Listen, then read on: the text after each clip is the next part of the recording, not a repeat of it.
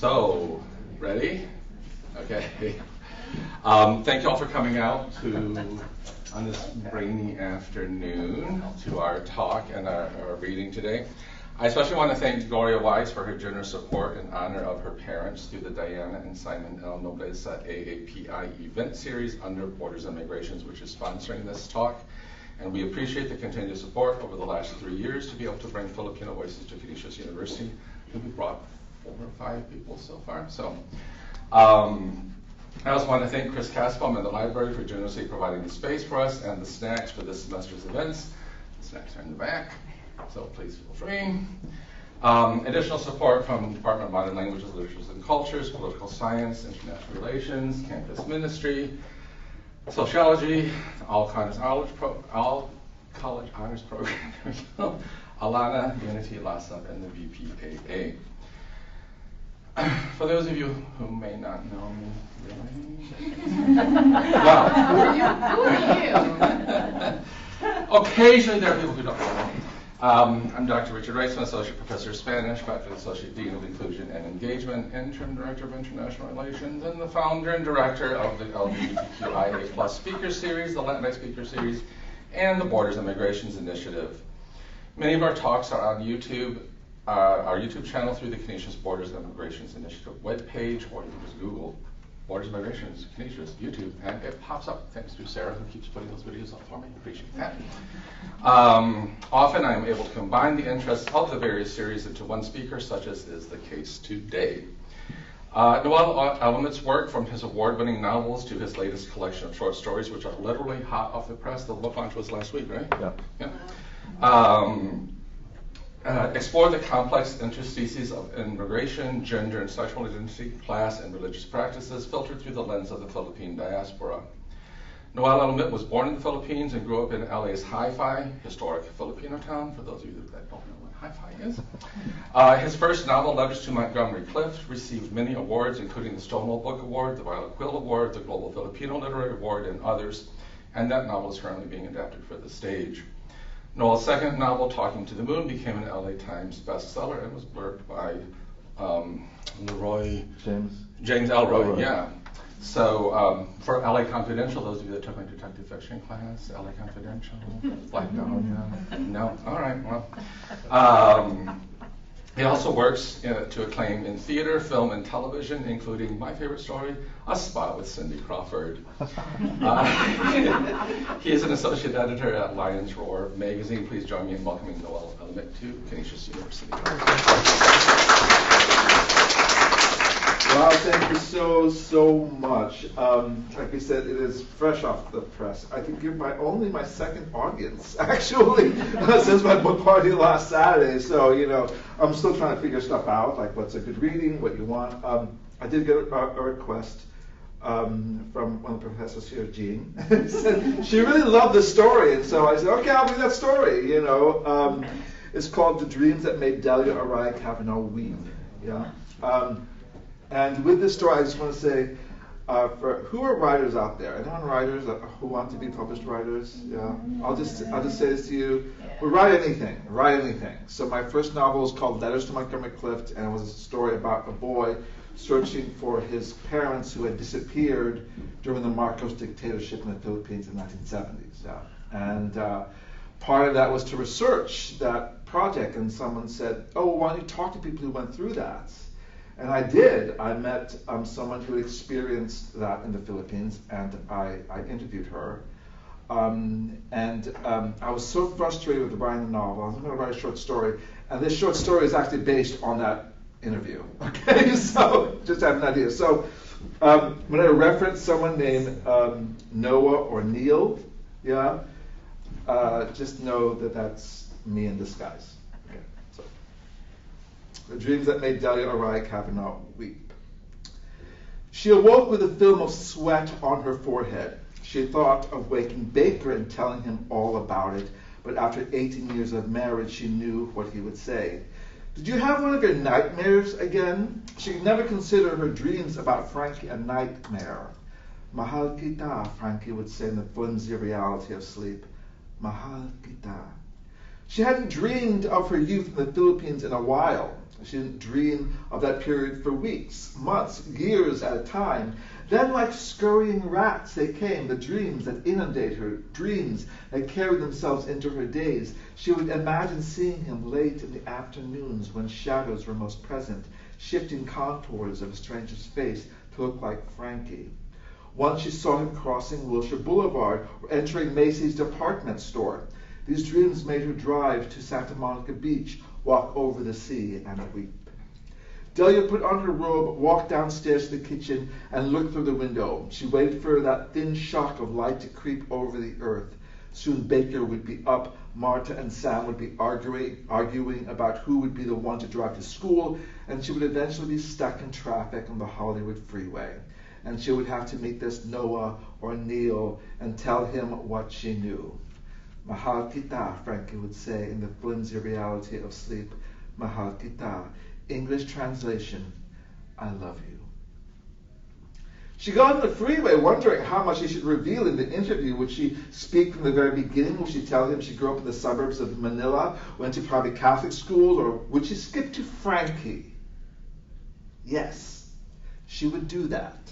Talk about Frankie. That's what Noah, or maybe it was Nathan, called. She would tell him that they met in college at the University of the Philippines in Manila. She would tell of Frankie's arrogance, his boldness. She would tell of Frankie's bushy black hair that hovered over his head like rain clouds. She would tell of how Frankie approached her and called her ma'am. How are you today, ma'am? My name is Frankie Benitez, and we're having a meeting tonight. He handed her a flyer. She took it. My name is Delia Araya. She saw Frankie's eyes narrow. She knew that look, and she nodded to confirm his suspicion, as if to say, yes, Delia Araya of Araya Sugar Company. Come to our meeting, he said, and indicated a flyer in her hand. I'll try, she responded, then walked away, turning back occasionally to look at this boy whose skin was the color of cinnamon. She watched him watching her. Yes, she would tell of their first meeting, and that flyer changed her life. It urged a revolution against the president. What she wouldn't tell him, this Noah or Ned or whatever his name was about their second meeting by the fountain, or their third walking along Rojas Boulevard, or their fourth watching the waves in Manila Bay. She wouldn't tell him of being a teenager with a lineless face and falling in love with a man she would spend the rest of her life trying to escape, to forget. She wouldn't tell him how her parents disapproved of her dating him. Later, her parents screamed at her for getting engaged. She certainly wouldn't tell them that they were lovers. She wouldn't tell Noah or Ned that Frankie said, I love you, when he orgasmed. Afterwards, he would ask, do you love me too? He sounded like a child needing reassurance. Of course, stupid, she said. No, she wouldn't talk of that. She would, however, tell of how she left Frankie for a weekend, rushing to spend time with her parents in the northern city of Baguio, furiously packing, only kissing him briefly as she exited his small apartment. When she returned, Frankie was gone. She asked his neighbors if they had seen him. They shook their heads. She went to Rico's, his favorite bar, to St. Augustine's, the church where he prayed, Mama Ginger, the restaurant where he ate most of his dinners. No one knew where he was. Finally, she asked a bartender in Tondo if he'd seen Frankie. He told her Frankie had gone to visit some friends in Quiapo, a neighborhood in Manila. She was relieved, but when he did not return a week later, she worried. She had heard of the police taking students away, students who made noise about the president. At some of the rallies she attended with Frankie, she'd heard firsthand accounts of what was done to prisoners, the tortures, the beatings, the rapes, the random executions when the jails got too full. She was also told how to find missing persons. Ask questions, talk to people. She, along with a bunch of other friends, went to Quiapo, asking residents if they had seen Frankie. Most said no. Others said he was picked up with a bunch of other students. She continued to ask people, enlisting the help of other allies. She continued asking late into the night. When her friends became tired and hungry, she went by herself, knocking on doors. It was close to midnight when a dark car drove up next to her. Men jumped out and nabbed her. She tried to scream, but the plastic bag forced over her head prevented her. At 8:15, she peered through the curtains, hoping that he would come earlier. This would mean she could end it sooner, maybe get some work done. Delia hadn't been able to concentrate. She had a meeting later in the day to discuss plans for a new recreational center near Echo Park.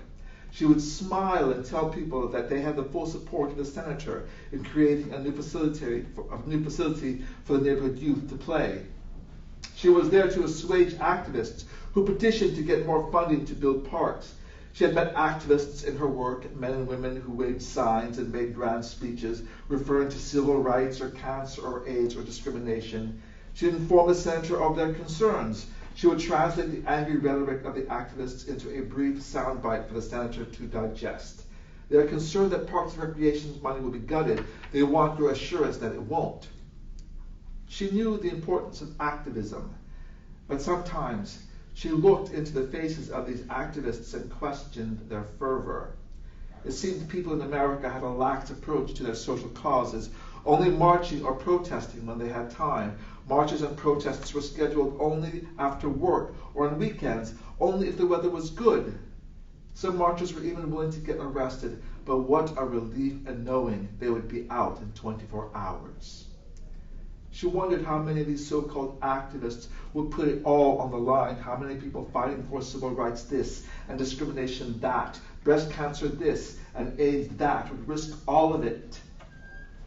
Their freedom, their family, their livelihood, their comfortable bed, their warm meals, their television, everything they had for their cause. She wondered when she was arrested if all she and Frankie were fighting for, judicial reform, social reform, freedom of speech, freedom of expression, was worth it. Would she stand firm? Would she crumble? She thought this in a dirty room on the outskirts of Manila. She was placed in a safe house. Despite its name, a safe house was nothing but. 5 guards made her sit in a chair and asked her name. My name, she said, is Delia de Luz Montena Espiritu Araya. She said her full name slowly and deliberately to let her captors know that she did not come from one prominent family, but 4. They wanted her to sign a document stating illegal activities, confessing to being a communist, admitting to other crimes she did not commit. If she signed, she would be told she would be released. Then again, if they signed, they could keep her.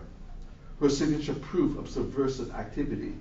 She told them she wouldn't sign anything. She told them she didn't do anything. She told them that she would have a lawyer and fight her arrest. She spoke in English to let them know that she was educated, to let them know that she would be missed, to let them know that she wasn't some poor little girl from a small town that would simply go away. She wanted to let these men know, despite their uniforms and their guns, they would not intimidate her. For a split second, she thought about Frankie because he was not wealthy and probably came from the same stock as her captors. This made her sad. She hoped the guards did not see her sadness. She hoped that they did not see how she was scared that Frankie was hurt somewhere. She was well connected. Frankie was not. She was brave, refusing to cry and fall apart. She would not tell them she was only a teenage girl looking for her boyfriend. She wanted to beg for mercy and be delivered to the front steps of her parents' home. She wanted to go back to school. She wanted all of these things, but she knew she couldn't go back. The best her high-profile family could do was to get her into a minimum security prison instead of a maximum security cell. She had heard of maximum security. Prisoners were no longer human there. She could be shut away in a dark room for months at a time, or be electrocuted with wires attached to her private parts, or gang raped. In minimum security, she was fed scraps, spoiled fish, and rotted fruit. She endured dysentery. She was forced to see her fellow inmates, students, doctors, teachers, artists, philosophers, nuns, disintegrate into broken men and women, some of whom went insane. Random executions occurred when the prisons got too full. Men were pulled from their barracks and shot. It was at this time she began to dream of Frankie. She knew what they did to prisoners, and if it weren't for her family name and background, she would have been one of the many who disappeared. She didn't know what happened to Frankie, and in not knowing, she was forced to imagine, to dream the most heinous tortures committed against him. Did they stab him? Then cut him up into little pieces, his remains in an unmarked grave? Did they shoot him in the back of the head, forcing his skull to explode? Did they bend him backwards with a rope tied from his feet to his neck, causing him to choke himself? Did they disembowel him? She didn't know. She stayed in prison for 2 years.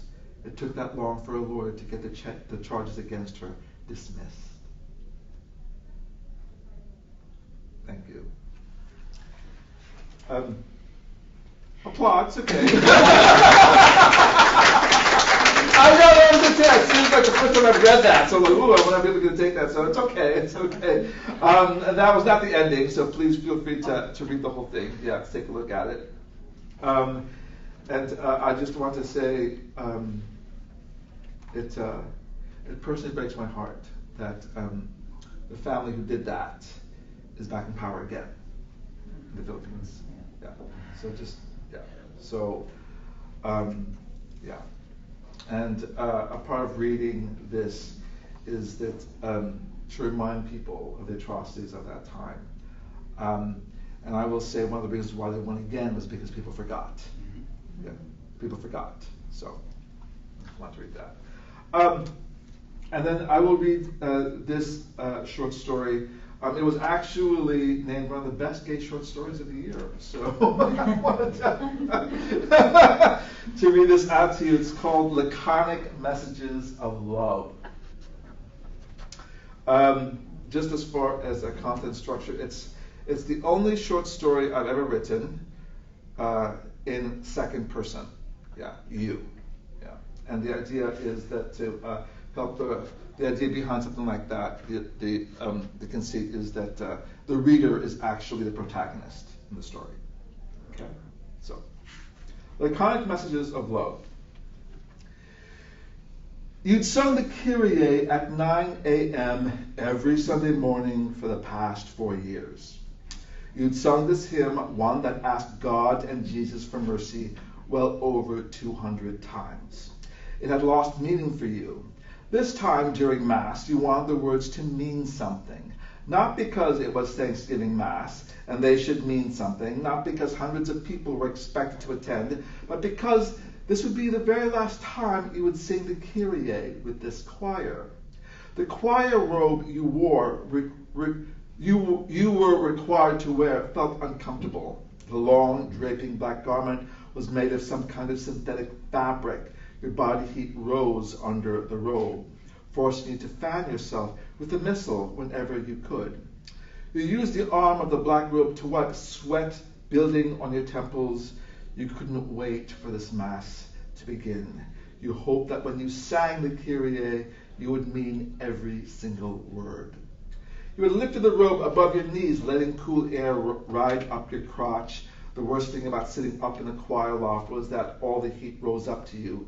Underneath your robe, you worried that the heat would dull the creases you meticulously ironed into your pant legs. You can feel the sweat staining your shirt, and you dreamed of services ending so you can discard the robe forever. You turned around to watch the faces of your fellow choir members, Filipino men and women who were at least a generation older than you. You softened your vision, making all of what you saw one huge blur. This was a habit you developed to kill time, taking away the definitions of their faces, creating a screen of melded color. What you saw on the screen was an earthen brown with a shimmering of orange. Every once in a while, depending on how the sun hit the stained glass, the earthen brown was blessed with purple or red or a blue, reminding you of a toy kaleidoscope you had when you were 9. You squeezed the rosaries in your hand, enjoying the crunching sound they made. You enjoyed reciting the prayers of the rosary. You felt more comfortable praying to the Blessed Virgin Mary, not because the church recognized her as the Queen of Heaven, not because she watched her only son die, but you felt a woman, and the Catholic Church would better understand you. Indeed, most of your friends were women, had always been women. You were quite good at reciting prayers of the Rosary, which included 53 Hail Marys, 6 Our Fathers, 6 Glory Bees, and the Apostles' Creed. The entire process lasted 40 minutes. You were proud of the fact that you could do it all under 5. In one breath, you could squeeze out 3 Hail Marys. Let's see if I can do it so. Hail Mary, full of grace, Lord is with thee, blessed art thou amongst women, blessed is the fruit of thy womb, Jesus, Holy Mary, Mother of God, pray for us sinners, now at the hour of our death. Hail Mary, full of grace, Lord is with thee, blessed art thou amongst women, blessed is the fruit of thy womb, Jesus, Holy Mary, Mother of God, pray for us sinners, now at the hour of our death. Hail Mary, full of grace, Lord is with thee, blessed art thou amongst women, okay, I cheated there. You get the idea. Yeah, I was a really good rosary reciter, just so you know. Okay. Your family wanted you to enter the seminary. They somehow knew you would never marry. Priesthood was the only logical choice. The priesthood was an occupation every good Catholic boy had considered at one point or another. But earlier this year, when you experienced the pleasures of the flesh by being kissed by man for the very first time, you knew the priesthood was not for you. It was that first kiss that made you decide to leave the choir. It was that kiss that helped you see God. You'd always been an admirer of great Catholics. You're familiar with the lives of many saints, but it was the modern Catholics you followed the most. You clipped out stories from People magazine of Corazon Aquino. You still grieved the death of Mother Teresa, and you kept a picture of Pope John Paul on your bedroom wall. You were very happy to hear of Pope John Paul acknowledging gays in the church. It was okay to be homosexual, but it was a sin to engage in homosexual acts. So when you went to gay bars, as long as you didn't dance with a man, you wouldn't be sinning. Frankly, as much as you wanted, you never danced at all. You've been going to this since you had turned 21, being gay, going to gay places, but careful not to engage in any gay behavior. You made it a point to dress and behave masculinely. You kept your hair conservatively short, and no matter how lonely you felt, no matter how your heart ached for companionship, you never touched another man unless it was a handshake. Until a stranger bumped into you in a bar in West Hollywood. It was dark and the stranger mistook you for someone else. The stranger uttered someone's name and gave you a hug. Your body recoiled into itself and you made a quick mental prayer, noting that you are not hugging this man. God, please know this is not a homosexual act. The stranger's hug was odd. It was not sexual, nor was it friendly. It was simply polite, barely touching him, but you were aware of the fact that you were being entirely enveloped. The stranger pulled away and a strobe light had fixed itself onto your face, blinding you. You squinted trying to see, but the strobe light was harsh. You were able to see only when the stranger tilted his head to the left, intercepting the fierce white light. As you blinked, trying to regain your vision, the strobe light had created a curious glow behind the stranger's head. You said, "You have the wrong person. I don't know you." The stranger said, "Maybe someday you will."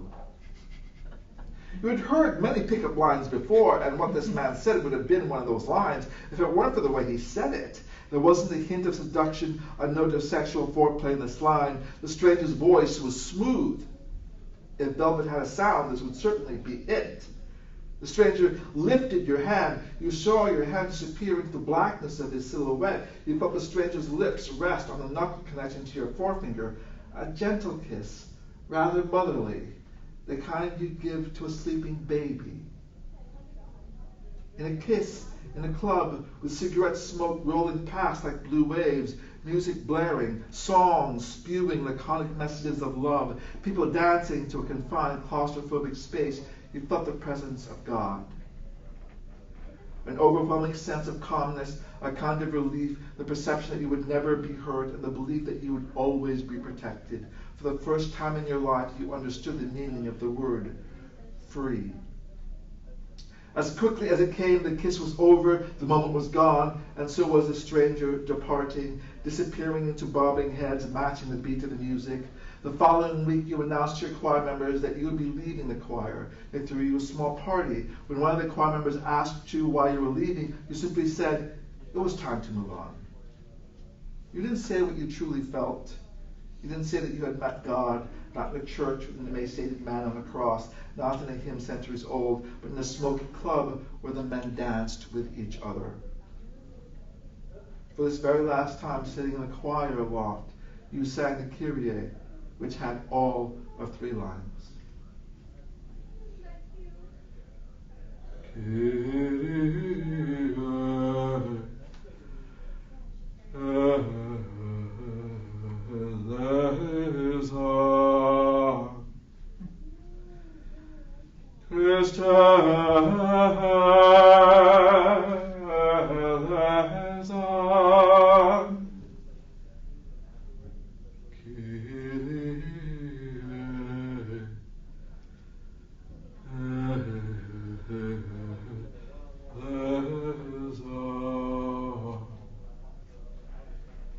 Translation, Lord have mercy, Christ have mercy, Lord have mercy. In the fleeting moments of Mass, you knew that mercy had been granted. And thank you.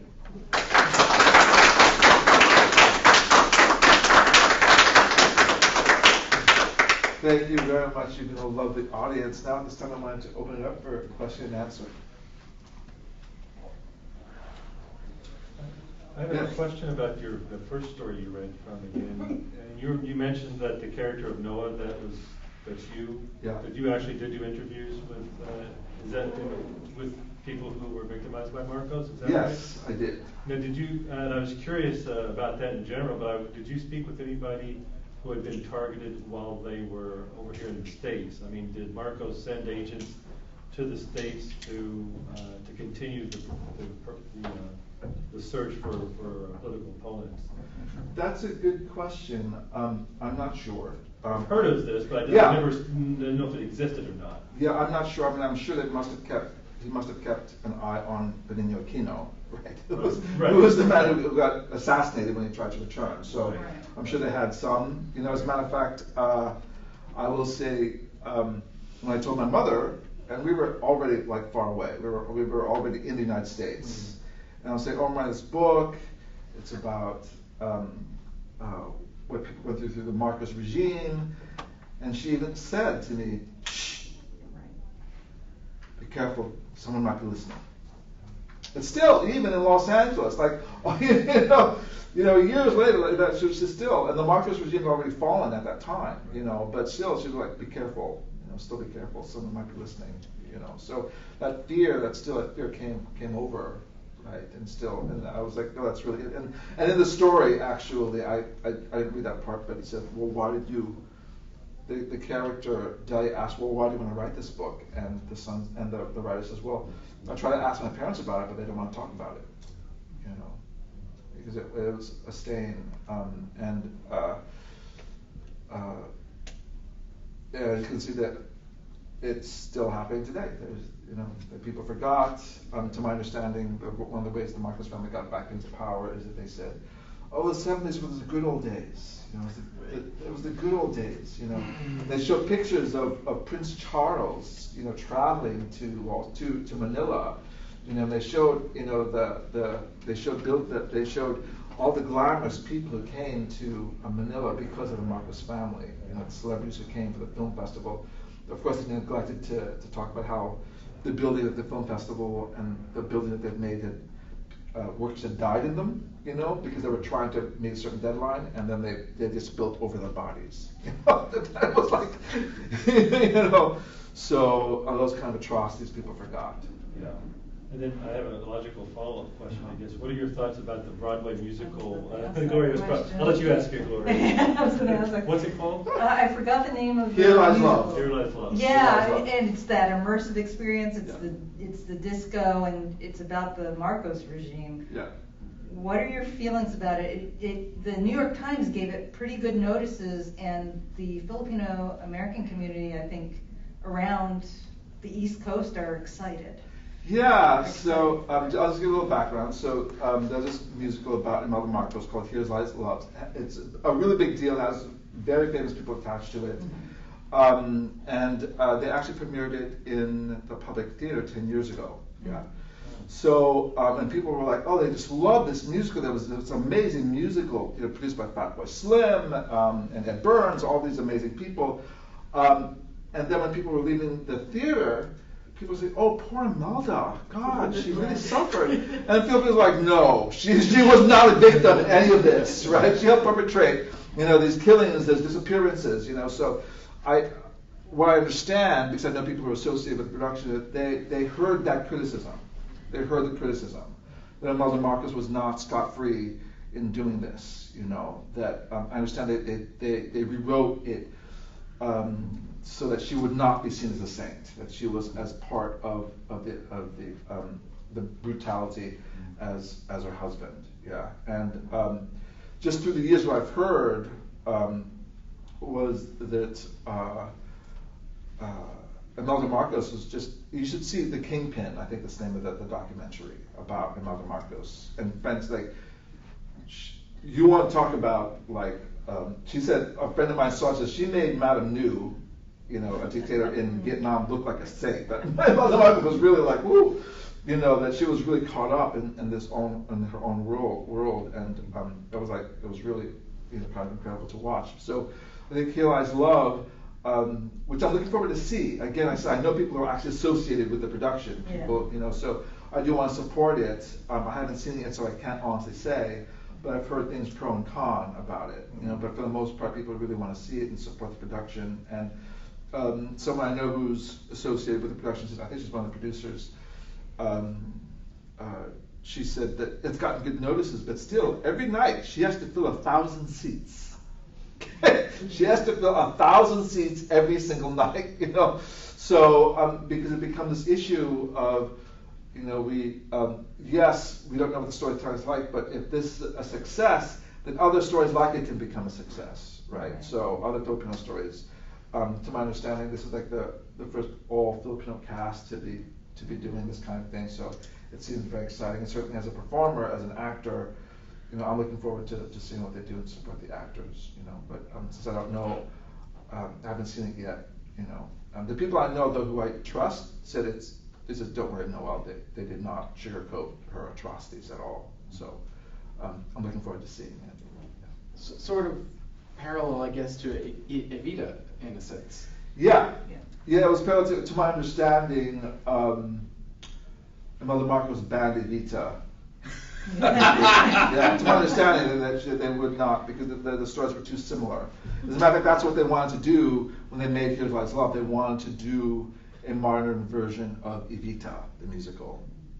So. Yeah. Interesting. We'll go in the back and then Jean. Just sort of along that artistic question, do you run commercial risk with writing about what in some cases might be considered, a sensitive or a controversial topic, and talking about the Marcos regime? Does that potentially hurt your sales? Does it help your sales? What do you think is the trade-off there? I have no control of how it'll sell. I do have concern over my own safety. I will say that. I will say that. But I was telling Richard, like on Rise, like I said, I wish I hadn't visited the Philippines in a long time, not since 2004, like in almost 20 years. And I said, I wish I'd seen it before, because now with the Marcos family in power, I don't, they say that I don't want to be paranoid and say they have a list of people, to watch out for and things, but it does make me a little nervous because I've been critical of the Marcos family before in my first book and in this, and so we'll see what happens. But that's my concern. Actually, it's my own safety. And I say this with love, is that so the Philippines has lots of communities, right? And the Marcos family is they have a strong Ilocano following, which is more the northern part of the Philippines. That they are one of the biggest supporters of the Marcos regime are the Ilocano community, and they are one of 3 of the biggest communities in the Philippines. Yeah, Tagalog, Ilocano, and Cebuano. Yeah, so when they say shh, be quiet, when our mother said that, she was talking that there are probably other Filipinos. I know that there are Filipinos who are fully in support of the Marcos regime, fully, more out of clannishness, than maybe politics. But it is something I'm kind of concerned about. Saying the truth be told, yeah. Oh, I was wondering, since you're a working actor, like how your acting and your writing connect, or how do they feed into each other, or do you see them as 2 completely different kinds of practice? Thank you for that question, and I'm just so happy to announce that WGA came to resolution, so the writer's strike is over. Woo! Not for myself, but I know a lot of writers, who, they were hurting really bad. They were hurting really bad. So hopefully there'll be more work, and hopefully the SAG strike will end soon, because I'm a member of SAG, and that we'd be able to work also, But I will say, did anyone watch Everything Everywhere All at Once? This movie, yeah. And Kiwi Kwan won the Oscar for Best Supporting Actor for that role, right? And he said he left the business for 20 years because there was no work, right? And this guy, Kiwi Kwan, worked for Steven Spielberg, Harrison Ford, and he worked with big people. And if he couldn't get work, well, once a poor guy like me who did not work with Spielberg was supposed to do, and I saw that, since the acting was not happening, a friend of mine said to me, well, why don't you start writing? Just write stuff. Just start writing. And I took a writing class. The book is dedicated to Ifemi Fuain, my very first writing teacher who passed away about 10 years ago. And I started to write, and I found great creative joy doing that, and I still do, So, when you're an actor, you can't necessarily act by yourself. You need an ensemble. You need a playwright or screenwriter have a script for you. You sort of work with other people. But when you're a writer, you can create every single day. So I got a lot of satisfaction doing that, and I love being on stage. I love being on film. That kind of satisfaction is amazing. But I also get a very similar satisfaction when I see my name in print, when I see my book on a shelf, being here in front of you, a book's on sale. It's the same feeling that I get when someone says cut, or when you go on for an encore, so it's the same kind of feeling. Or like I'm also a visual artist, a painter and photographer. When someone buys one of my paintings, or someone took a picture of one of my photographs and said, oh, look, I put your photograph on my wall, and I saw that, and it made me so happy. So there are other ways of being creatively fulfilled than just one genre. So it goes back and forth. And I entered divinity school in 2012, believing that I would sort of minimize my creative life because I was going to become a hospital chaplain. That's how I was going to live my life. And fortunately, in divinity school, a big part of that process is to ask you, why do you want to lead this life? Why do you want to commit to this life of faith? Why do you want to do this? And in deep reflection and meditation, it was, I think my life would be better served as an artist. I think that's how my ministry should be. It should be as a writer, as an actor, as an artist. And so, now I'm doing that, and it is feeding into each other. Yeah. As soon as this was published, I did a project not too long ago, a short film, where I sent the director of my short stories, and I said, thank you for allowing me to be in your story. Please accept this book and read some of mine.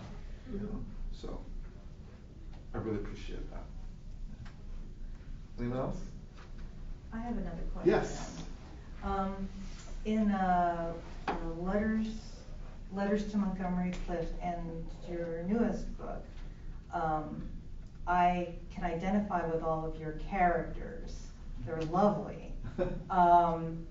And of course, they're types, these are people that we know. Yeah. But how do you avoid falling into like caricature? I mean, it's so easy when, it's like you feel like saying, like I would talk about some of my relatives and kind of make fun of them, the way they talk or their attitudes towards prayer or whatever.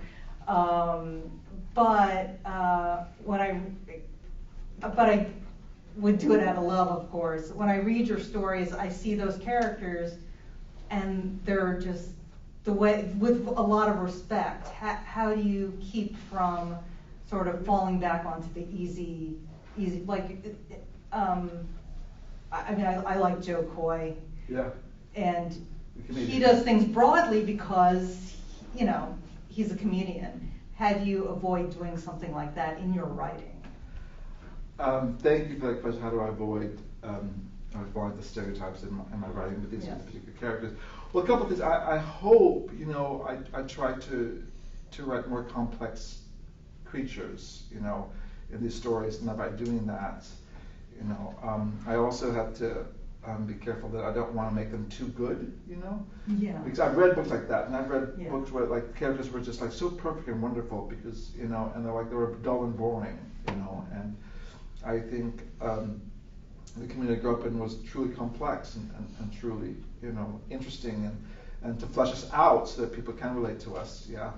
I will say that when I started writing about Filipinos, my mother said, don't say anything bad. She said, don't say anything bad. And she meant that more that she said, they will beat you up. That's what she meant. She said, be careful because they will beat you up, And I haven't gotten beaten up yet. Maybe some criticism, but I haven't gotten beaten up yet. And I like to think that when I offer these characters to you, that you'll see them for what they are, fully fleshed human beings. And the feedback I got, particularly from people who provided blurbs, were that they said, oh, I've never read anything about this community. I've never read anything about them. I've never read anything about them. At the same time, when I was doing this reading, people would say, I had no idea that they were Filipino because they were so relatable. Yeah, like I didn't even know, that they just were so relatable, So I hope to think that I try to create that fine line where it is about the community, yet at the same time there's a universal appeal to it. I find that your characters are they're authentic. Good, and, thank you. The short story about the sorority girls really took me down a different road, and I was like, wow, wow. I thought it was going to go one way, and it ended up being another, and it's amazing. That story's amazing. Thank you. And in that story, so it's called Guessless Girls, so I encourage you to read it. So in that particular story, I really wanted to explore class. Yeah, I wanted to explore class, particularly the Asian American community. So sometimes, that's the other thing about trying to make our communities look too good, is that no, we have all sorts of stuff going on, So I will also say that was inspired because for a brief second, I was in an Asian American fraternity. And that was a really interesting experience. Yeah, being doing any kind of Greek life, I think is just a really interesting experience. Yes, it was great because bonding was amazing. The misogyny was not. You know what I'm saying? Yeah. So I wanted to write about that experience. And I can still do that, but at the time when I was writing this, there were already a lot of male fraternity stories out there. I felt like there was lots of male fraternity stories, and there weren't a lot of female sorority stories. And as far as authenticity is concerned, if I feel really weird that I don't know what I'm writing, I will ask someone who knows that particular world. So even though I knew Asian American Greek life, I asked a woman who was very involved in a sorority. I said, does this sound realistic to you? She says, yeah, I totally believe that. So I think that's one of the ways of having authenticity is that all the stories in here was not just been written by me and then it went out to the world. It went through several readers. It went through all. I say that all the stories in here have been published already, so that had already been through an editing process. So I feel confident in doing that. And the publisher said, do you want to add more stories? And I actually said no, because the stories I was thinking of weren't published, so I felt like they weren't vetted yet, And the stories that were published didn't have Filipino protagonists, So because I write about other people too, believe it or not, I write about other people too, and I really wanted it to stay as Filipino American as possible. I wonder if you can talk about your transition from writing novels of more heft to this slim volume of short stories and what that has meant for you as a writer to transition within the genre. Yeah, I love it so much. I want to write more short stories. And the reason is because for any of us who've ever tried to write a novel, that is a long process. Oh my God, You know that, and I don't write genre fiction. I'm not writing, say, crime or romance, and that can take. You can write that, in a year or two. I'm trying to write more literary fiction, so that can take like 3 to 5 years or something, even longer than that. And so, what's great about the short story is that you can finish it, in a relatively short amount of time, in like less than a year. Now I do have short stories that have been in my computer for years. Let me tell you that much. I do have short stories like that, but it's good. I can just sort of like work on them. And there are times where I get so frustrated with writing, but I know I need to have a writing practice that I can go back into my computer. Oh, let me see how that short story looks, and then I'll just start writing it. So it motivated me to keep writing. It actually gave me a break from the novels, which I still consider myself a novelist, and I'm committed to writing as many novels as I can. But I will say that writing short stories is very, very satisfying. I want to talk about design of this book, because I think that too is important. So, as a novelist, I have said to people, I have a book out, and they're like, oh, I don't read books. I don't read books. I'm like, why don't you read books? Like, oh, they're expensive, they're too heavy, it takes too much room in my apartment and things. And so when I was talking to the publisher, it was like, I want something just small. He said, yeah, he wanted it to be bigger. He said, add more short stories. I'm like, no, I don't want. So it's you can stick this in your back pocket, you can stick it in a purse, you won't even know it's there. It's very little, very slim, very slim. The feedback I got is that you can easily read it in an afternoon. Okay, you don't have to even start from the beginning to end. You can jump around. I have lots of page breaks in the story, so that even in the short story you can take a break. For the TikTok crowd out there, you can take a break and go back to reading it, because something we do know about reading, which is really important. The National Endowment for the Arts came out and said this: is that reading helps with focused attention. Yeah, that it helps with your attention and it helps with your critical thinking skills. Yeah, so that's the importance of reading. So I say that this book is the anti-reader book, because you don't have to read this the exact thing you need. And I said, for the price of a movie ticket, you can read several movies, in a story. And speaking of which, I do have, some people have said, oh, I'd like to turn your work into another genre.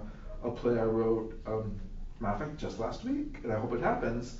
I said, I'd really like to do like a small budget movie on this particular play. So now my next writing project, I got to turn this into a screenplay, turn an old project into a screenplay. So, which I'm very happy about. We'll see what happens, because stuff like that always gets pitched all the time, and whatever happens, the money falls through or whatever. But just being able to have someone say that to me was a great pleasure. So it keeps me busy. Yeah. For aspiring writers out there, just write anything. Write anything. So. Yes. I have another question. Okay, I don't quite know how to put this, but there's always controversy, or at least lately, about actors who are not the identity that they play, straight actors who play gay, and white actors who play some person of color. Yeah. And it translates into literature too, right? There's always criticism of, the person who did American Dirt, I think it was called, right? Yes. So I guess I wondered if you wanted to comment on that as someone who has, like a stake in these debates. And how important do you think it is to, line up your identity with the parts that you play, or do you want the kind of freedom as an actor to not be confined to certain kinds of roles? Sure. So with that American Dirt novel, for those that know, it was this huge brouhaha, because the woman who was white identified, and then she was Latina identified, and then she was white identified again. It was a story about, migrants, undocumented migrants coming over from Mexico, right? And so, it was an important story. It's valuable, and in all honesty, I know the person who started the brouhaha, who started it, Miriam Gerba. I know her, and she was the first person who started this whole thing. It was like, because she was asked to review the book, and she said, her biggest complaint, to my understanding, was that it did not seem authentic. Okay. So I think with all of this, like if you're going to do it, get it right. Make sure you get it right. You know, that was the issue.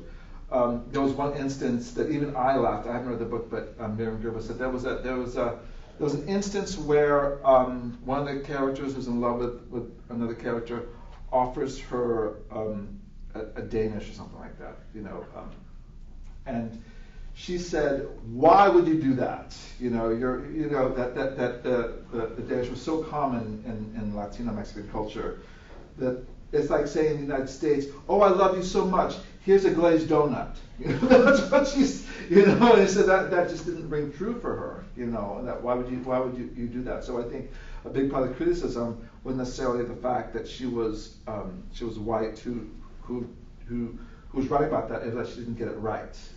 Yeah.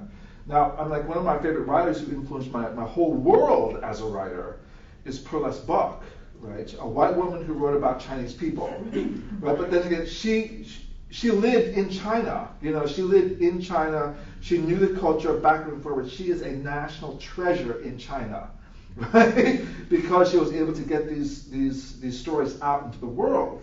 You know, she won the Nobel Prize. You know, so she's held in very high regard. And even when I read The Good Earth, which is still one of my favorite novels in the world, you know, I was like, oh, this is really interesting. I felt like I got into these characters' heads and things. And I think that is the issue. If you're going to do it, get it right. Yeah. And so, in my second book, Talking to the Moon, I had a Taiwanese character, a Chinese character in that, and I had him speak in sort of this broken English way. Yeah. And I was worried that might offend people. I was worried that I did not get it right. So I asked my dear friend and my mentor, Amy Liu, to read it and give me her take. And she said, "Yeah, you're going overboard. He's sounding really, really stereotypically and really, really bad." And I said, "Okay, good, thank you for that." So I pulled it back. Yeah. So getting that kind of thing. I think that I know there's an old school kind of writing as I should be able to write whatever I want and put out whatever I want. And now you can see why there's a lot of workshopping that can get involved, right? Why a piece can get workshopped. You know, all of the stories in here had not just been read by me, they'd been read by a couple of different people, including an editor, you know, to make sure that it seems right, you know. And my friendship with other writers to tell me what is good or bad is absolutely crucial. Yeah. So far, it hasn't happened to me yet. You know, it might. You know, I'll say as an actor that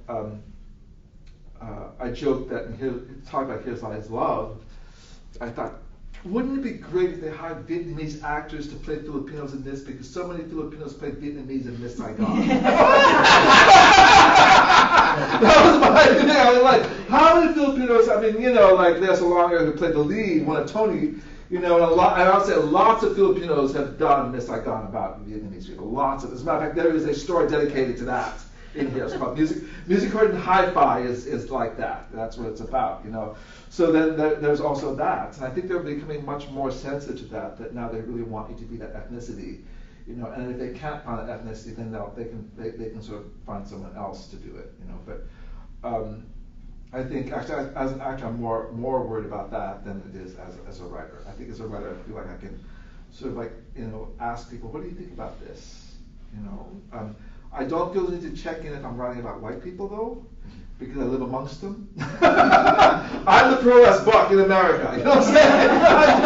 I'm Perles Buck. Like I feel like I'm very familiar with American culture. I feel like I'm very familiar with white.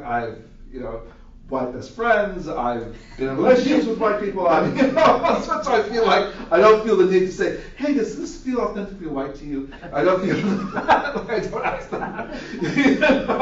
You know, but if I am, but I will sort of ask people, "What do you think about this?" There's this trans story that I was worried about too, so I asked. Right, I wondered about that. Yeah, there's a trans story in here, and I said, "What do you think about this?" You know, and we talked about that. You know, we had a really really good talk about, you know, does this work? You know, and it seemed to be okay. Yeah, you know, I think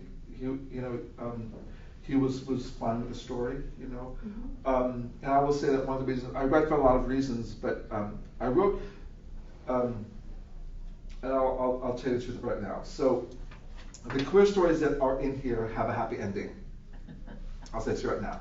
they have a happy ending. Why do they have a happy ending? Because there was this discussion about 10 years ago where we were saying, gosh, all these queer stories end sadly. They end up dead. They end up, yeah, right. They're always asking them like why they always end up dead. They end up alone and sad. And there was this call in queer writing like, give us happy stories. Please. Let us have happy endings. And I heard that. As a person writing in this time, I heard this writing in the queer community. It says, please make us happy. Let us have happy endings. Let us have great lives because we don't want to end up suicidal. We don't want to end up alone in an apartment. We don't want to end up thinking, oh look, how come everyone else gets to be in love and not me? So I heard that as a writer too. I'm writing in my time, and that's what I heard in my time. Yeah. So I want to pick up on that though, because and I found the Kyrie story really powerful, but there's the tension between a happy ending for the person and a happy ending in the church, which isn't there yet. Yeah. And so how do you sort of balance those? Do you? The church isn't a gay bar. You just go. Oh, well, and I'll grant you that, but I'm just saying that without having to leave the church or find it elsewhere, how do you sort of balance that? That's a good question. I don't, and this is open, and I don't think he left the church. Okay. I think he found God elsewhere. I think, and God can be found in a gay bar. That's what he found God in a gay bar. I don't think he stopped being Catholic. I don't think he stopped believing in Jesus. And the saints. He just was like, I think it's time for me to move on. And I will say this: the backstory is I was a church choir member, right? To get someone that age to wake up on a Sunday morning by 9 a.m. to sing ancient hymns is hard. I will say that.